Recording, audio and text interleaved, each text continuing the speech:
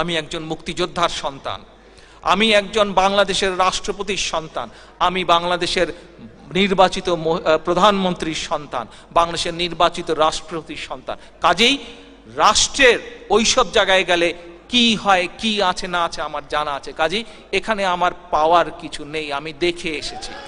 আজ আজ আজ আমি আমার বাবার রেখে যাওয়া আদর্শ পালনের চেষ্টা করছি। কতটুকু সফল হয়েছে পরবর্তীকালে জাতি সেটি বিচার করবে। আমি আমার মা দেশনেত্রী খালেদা জিয়া যেই আদর্শকে সামনে রেখে মানুষের জন্য সংগ্রাম করেছেন, মানুষের জন্য কাজ করেছেন, সেটিকে সামনে রেখে রাজনীতি করার চেষ্টা করছি। কাজেই আমি ওগুলো দেখে এসেছি। ওগুলার মধ্যে আমার কোনো নতুনত্ব বলে কিছু নেই। আমার কাছে একটিই চাওয়া, যে জন্য শহীদ রাষ্ট্রপতি জিয়াউর রহমান জীবন উৎসর্গ করেছেন, জীবন দিয়েছেন, শহীদ হয়েছেন, যে জন্য আজকে